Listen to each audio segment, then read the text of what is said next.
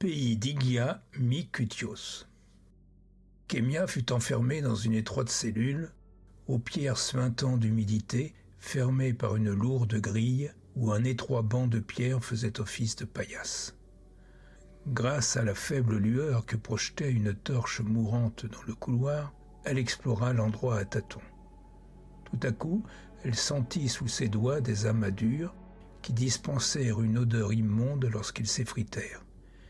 Elle se recroquevilla alors sur le banc, n'osant plus toucher quoi que ce soit. Soudain, le grésillement ressurgit dans sa tête.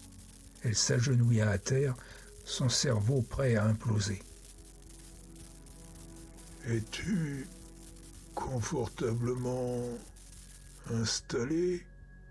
lui demanda une voix basse. Elle releva la tête alors que le bruit s'estompait. Le Tannentigern était de l'autre côté de la grille. « C'est vous, le truc dans ma tête ?» ?»« Ah oui, c'est vrai.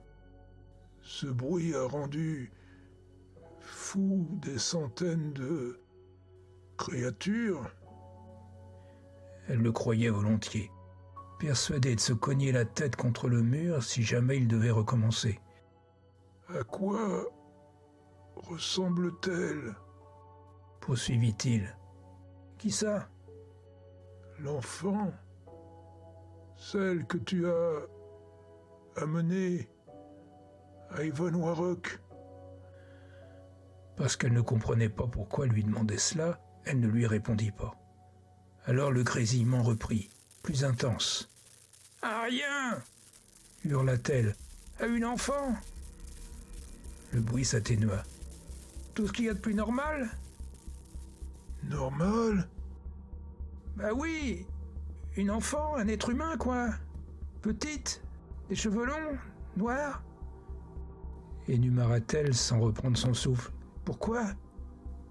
Elle n'avait pas réfléchi et regretta aussitôt sa question. Le grésillement s'accentua.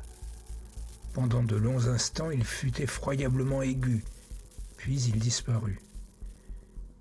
Essoufflée, elle céda du banc pour se redresser. Elle avait les larmes aux yeux et quelque chose de chaud coulait depuis ses oreilles le long de son cou.